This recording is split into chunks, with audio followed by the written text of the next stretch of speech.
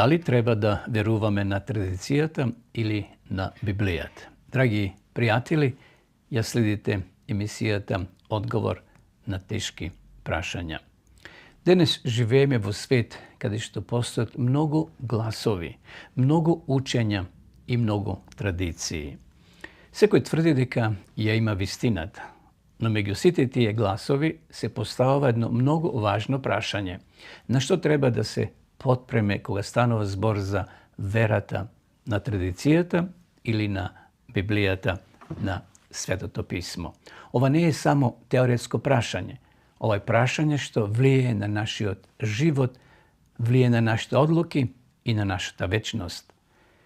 Како што стои во Библијата, целото писмо е од Бога вдахнено или дадено.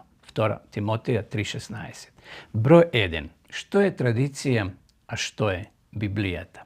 Традицијата се состои од човечки обичаи, правила и учења што се пренесуваат низ генерации и векови. Таа може да биде добра, културна и корисна, но проблемот е што традицијата доаѓа од луѓе, а луѓето можат да погрешат, односно да грешат. Од друга страна, Библијата е Божја реч. Таа не е човечки производ, туку Божјо откровение. Затоа мора да направиме разлика. Традицијата е човечка, а Библијата е божествена. Кога човечките обичаи се спротивни на Божјата вистина, едноставно тогаш верникот треба да ја стави Божјата реч, Библијата, на прво место. Вистината не се мери според тоа што е најстаро или најпопуларно, туку според тоа што Бог го кажал во својата реч, во Библијата, во Светото писмо. Исус Христос не предупредил дека луѓето понекогаш ја стават својата традиција над Божите заповеди. Затоа секој учење, обичај и вера треба да се проверуваат токму преку Библијата. Божјата реч е сигурен темел што не се менува, додека човечките мислења и традиции се менуваат со времето.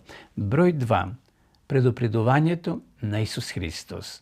Исус Христос јасно зборувал за опасноста од ставање традиција над Божјата реч. Тој еве што вели: го оставивте Божјиот закон или Божјата заповед и се држите до човечката традиција. Марко 7 глава 8 стих. Ова е силно предупредување. Што мислите зошто? Затоа што човек може искрено да верува дека е во право, но сепак да биде на погрешен пат ако се води само со традиција. Бог не повикува слепо да следиме човечки учења, туку да ја истражуваме, да ја проучуваме неговата реч и да живееме според вистината. Не е доволно нешто да биде старо, прифатено од мнозинството или пренесувано со генерации. Важно е дали е во согласност токму со Светото писмо, со Библијата. Исус не ја осудил секоја традиција, туку овие традиции што ја заменуваат Божјата волја и Божјата реч. Затоа секој верник треба понизно да се праша: дали мојата вера се темели на Библијата или само на човечки обичаи? Број 3. Библијата како врховен авторитет. Библијата не е една од многуте опции или книги. Таа е стандардот. Апостол Павле еве што запишал: проверувајте се, држете се за доброто. 1 Солуњаните 5 глава 21 стих. Тоа значи дека се мора да се испита преку Божјата реч. Од христијанска перспектива ова се нарекува принцип сола скриптура, само писмото како темел на верата. Овој принцип не значи дека традицијата нема никаква вредност, туку дека не може да биде врховен авторитет над Библијата. Божјата реч е критериумот според кој се мери секое учење, обичај или верување.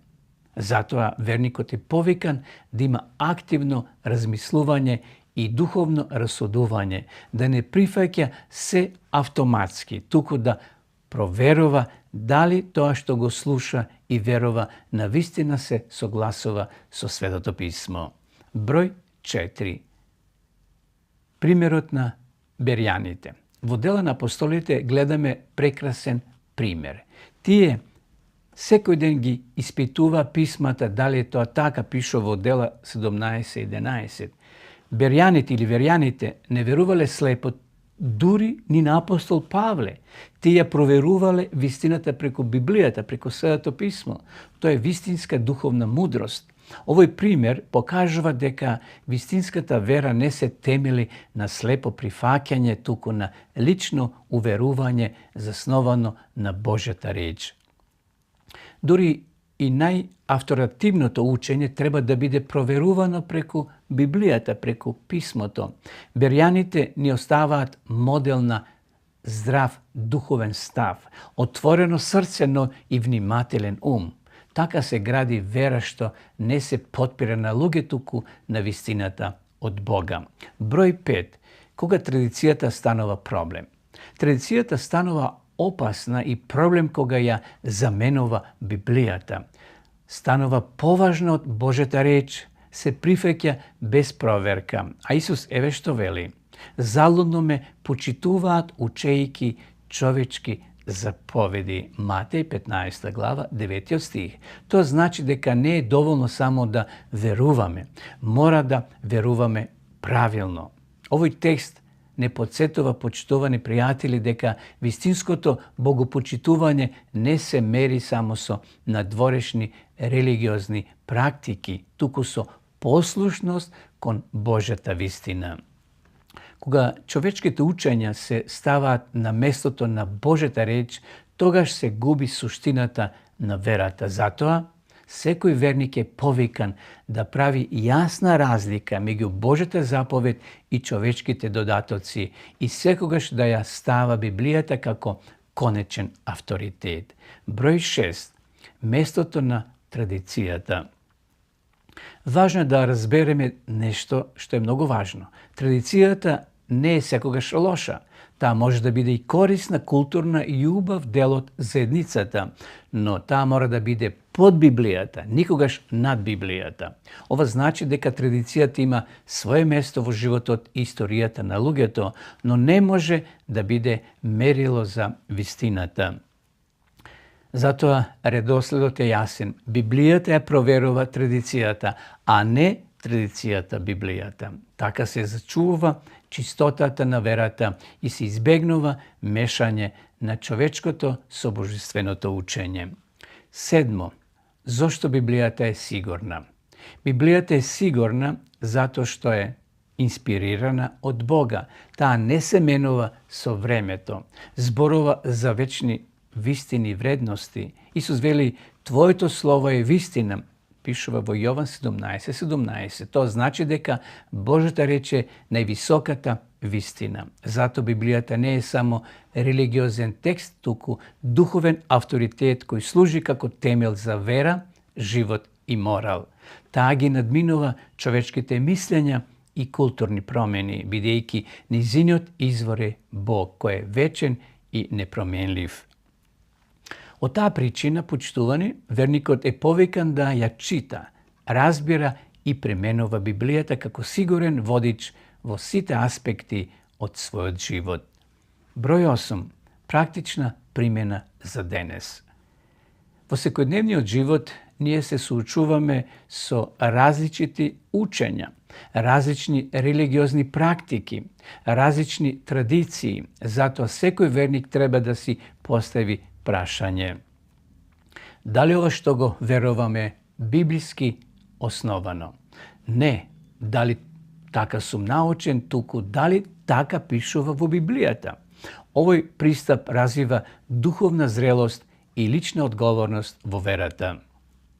Наместо слепо прифаќање, верникот е повикан на активно истражување и споредување на се со Светото писмо.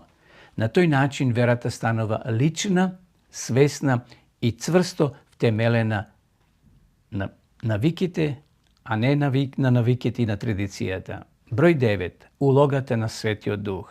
Библијата не се разбира само со човечки ум. Исус вели: ќе ве воведе во сета вистина. Јован 16:13. Значи, Светиот Дух ни помага да ја разбереме Божјата реч и да ја примениме правилно. Драги пријатели, на крајот од се, прашањето не е само традиција или Библија, туку кого ќе следам во својот живот. Зашто не станува збор само за знаење, туку за спасение. Библијата и само Библијата треба да биде темелот, основата на нашата вера. Затоа денес повикот е јасен. Не верувајте слепо. Не следи традиција без проверка. Врати се на Библијата. Зошто? Затоа што традицијата може да се промени, луѓето може да сгрешат, но Божјата реч останува вечна. И најважното, Бог не бара луѓе што знаат традиции, туку луѓе што ја живеат вистината. Овој повик е личен и практичен, не само за размислување, туку за одлука која влие на секојдневниот живот. Верата не е само уверување, туку однос со Бога кој не води во вистина и живот. Нека секој од вас, секој од нас денес одлучи: јас ќе ја градам својата вера на Божјата реч. Јас ќе ја следам вистината, не навиката. Јас ќе му верувам на Бога. Благодарам на вашето внимание, почитувани. Се гледаме во наредната емисија со ново прашање. Пријатно!